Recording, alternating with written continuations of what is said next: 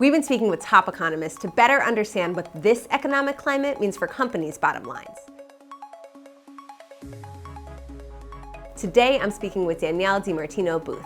She's the CEO and founder of QI Research, a global thought leader and a former member of the Federal Reserve Bank of Dallas. Thanks so much for joining us. It's great to be here today. Thank you for having me again. So what's the biggest risk to a company's bottom line right now?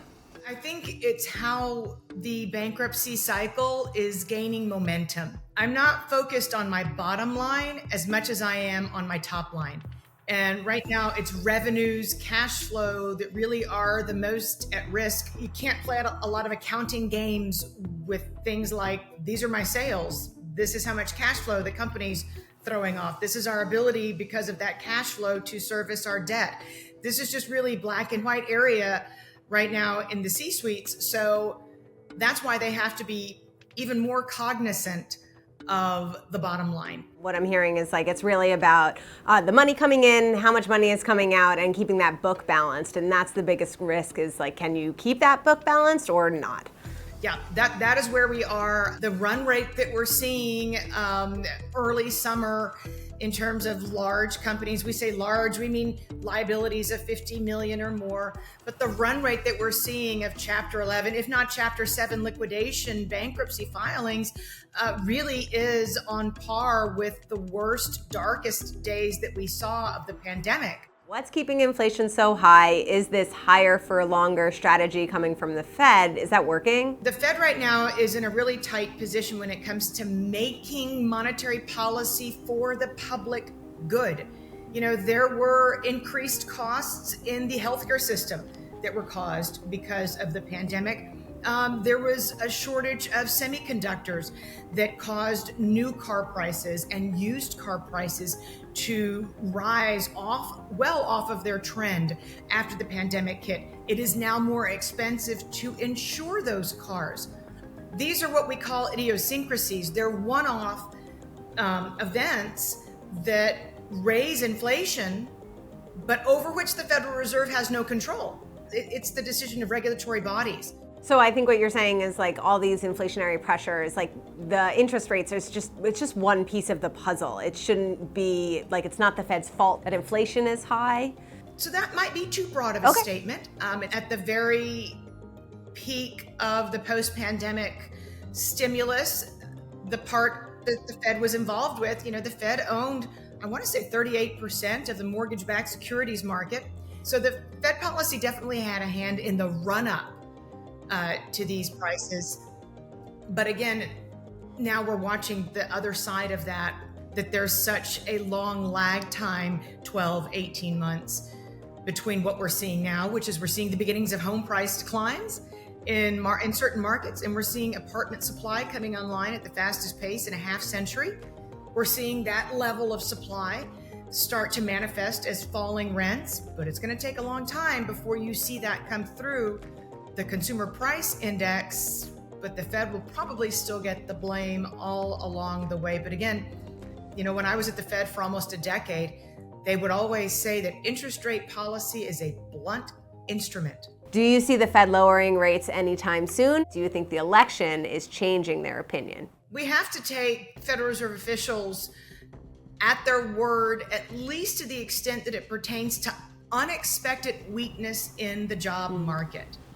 It doesn't matter how close to or far away from election day we happen to be. If it's appropriate, if there is unexpected weakening in the job market, I do think that the Fed will move and will not hesitate to move just because it's an election year. I think Powell's been pretty clear about that, but that the pressure politically, this is the most active Fed chair in the history of the institution. That's a matter of public record. He has been up to the Hill and spoken to more individuals, representatives in Congress, in the House of Representatives, in the U.S. Senate than any of his predecessors. So he will definitely be feeling pressure coming from by way of their constituencies and the relationships that he's built up over the past 5-6 years on the Hill to be attentive to the weakening in the job market. And I think he'll be listening for that. Do you think there will be more layoffs in other sectors to come? And what industries are you think are the most at risk?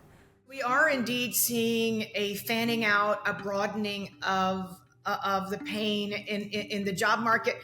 And this is where we get into I overhired into the pandemic, and therefore I shrunk back to a regular size into chapter 2, which is your plain vanilla recession.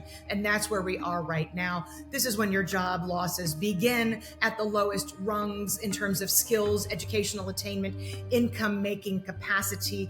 And this is why Federal Reserve officials do need to be so in tune to what's happening right now. If this is anything like what we saw in 2007, 2008, it was 1/10 of a move up in the unemployment rate. It's kind of where we are right now. And then we turned a corner in early 2008. And all of a sudden, then it was 3/10 and 4/10 of a percentage move higher in the unemployment rate in any given month. And that's what happens when recession sets in. So then, with all that said, are we actually in a recession? I know we haven't declared one, but would you say we're in a recession? Or are we nailing that soft landing? Nobody's talking about that soft landing anymore. Is that gone? I think the soft landing chatter has dried up with good reason. We get quarterly revisions with a very long lag time. The most recent that we got showed that rather than 640,000 jobs being created in 2023's third quarter, that there were in fact 192,000 jobs destroyed. But it does indeed look like we're in a situation similar to that, where we'll see probably October be backdated by the National Bureau of Economic Research. Their business cycle dating committee took exactly 366 days to date the recession that began in December of 2007. So because of all the noise introduced in the post-pandemic environment, it could easily take them a solid year again to be able to backdate the recession. But from all of the evidence that we've seen, it does look like recession began in October of 2023. Will AI transform the way that companies do business? And what does that mean for workers? And what does that mean for employers?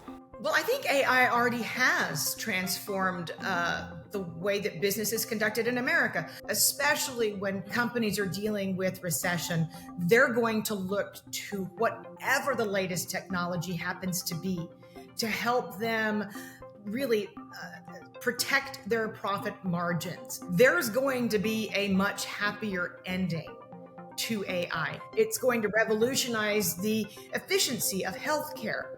But I would say in the nearest term, call it the next 6 to 18 months, AI is going to be, or it's at least going to feel like a weapon of mass destruction, because it's going to be wielded for the purpose of cutting costs. What impact do you see cryptocurrencies having on the broader stock market? So to me, cryptocurrencies are the best reflection of what I learned all those years at the Fed are called animal spirits. So to the extent that the cryptocurrency market is behaving well, that you're going to see buoyancy in the stock market. I really do think it's that simple. I'm a superficial economic financial market historian. Every single time the Federal Reserve has cut interest rates, the stock market has finally turned tail. And that's always how it's worked. There's been no exceptions to that rule. So I don't think cryptocurrency is a reflection or a matter of inflation or deflation. I think it is a reflection of people having continued risk appetites because everything in their portfolio is doing nicely. What's the future of globalization, and is it declining?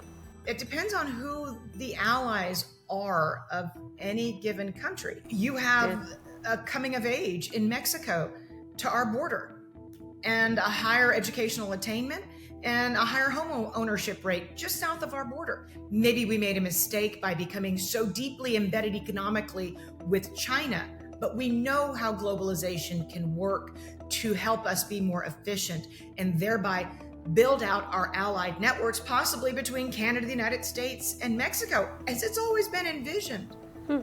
But of course, if there are far-right contingencies in any given country that want to put up trade barriers, it's not going to matter what and who your political allies are. It really is going to come down to the leadership of individual countries. The fear, of course, with one far right-wing government after another being elected, that it's going to be a potential wave of isolationism and protectionism and nationalism. And that means that that we could, in the longer term, see inflation be higher than it otherwise would be.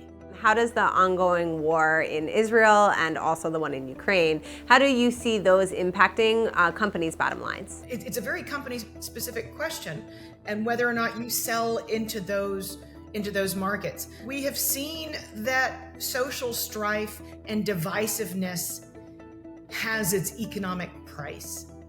None of this is free, and a divided America will fall, and make no mistake about that.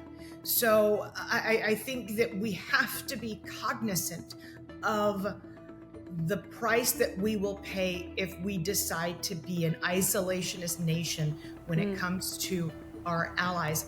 We have to always bear in mind what made our nation great to begin with. We didn't pick and choose back then. It was liberty. Give me liberty or die. So I'll get off my soapbox, but I think we should be cognizant not just of direct companies selling into war-torn lands, but also how the war in other areas of the world affects the social standing, the social fabric of the United States, because there's a very real economic element to that.